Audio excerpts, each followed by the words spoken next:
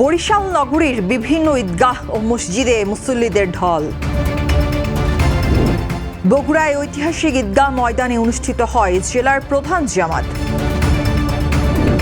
চাঁপাইনবাবগঞ্জে ঈদের প্রধান জামাত অনুষ্ঠিত হয় শহরের কেন্দ্রীয় ঈদগাহে। রাজশাহীতে হযরত শাহ মখদুম কেন্দ্রীয় ঈদগাহ ময়দানে ঈদের প্রধান জামাত অনুষ্ঠিত। বাগেরহাটে ঐতিহ্যবাহী পরিবেশে ঈদের নামাজ আদায় করেন মুসল্লিরা।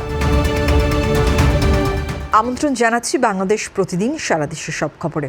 এতক্ষণ শুনছিলেন সংবাদ শিরোনাম, এবারে বিস্তারিত।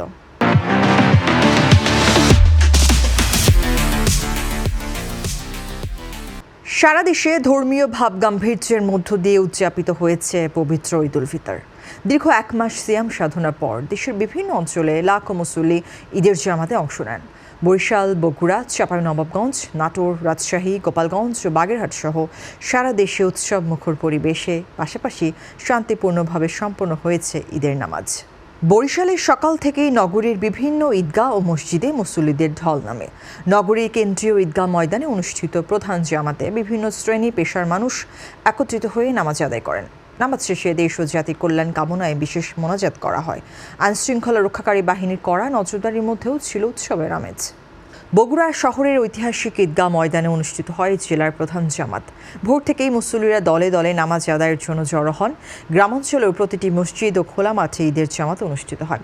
নামাজ শেষে কোলাকুলি ও শুভেচ্ছা বিনিময়ে মেতে ওঠেন সবাই। জেলার বিভিন্ন স্থানে নিরাপত্তা ব্যবস্থা জোরদার ছিল। চাঁপাইনবাবগঞ্জে ঈদের প্রধান জামাত অনুষ্ঠিত হয় শহরের কেন্দ্রীয় ঈদগাহে।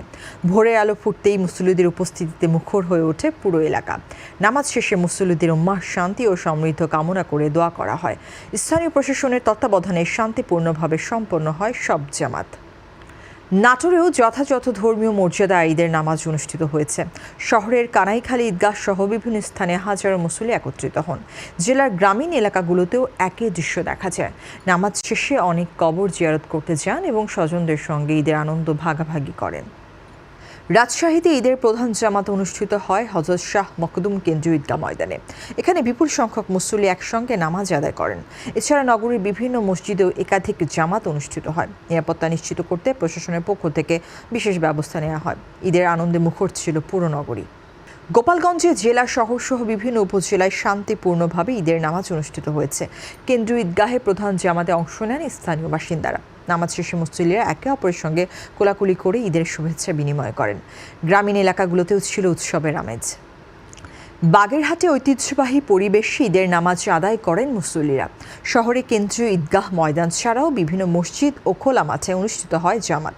নামাজ শেষে দেশ বিদেশের শান্তি ও কল্যাণ কামনায় দোয়া করা হয়। নিরাপত্তা নিশ্চিত করতে প্রশাসন ছিল সতর্ক অবস্থানে। সার্বিকভাবে দেশের এই 7 জেলায় উৎসব মুখর পরিবেশে এবং শান্তিপূর্ণভাবে ঈদ উল ফিতরের নামাজ অনুষ্ঠিত হয়েছে। কোথাও কোনো অপ্রীতিকর ঘটনার খবর পাওয়া যায়নি।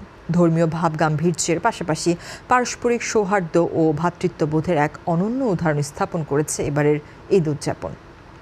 দর্শক, এই ছিল এখনকার মতো সংবাদ। এতক্ষণ সঙ্গে থাকার জন্য ধন্যবাদ। পরবর্তী বুলেটিন দেখতে চোখ রাখুন বাংলাদেশ প্রতিদিনের ফেসবুক পেজ ও ইউটিউব চ্যানেলে।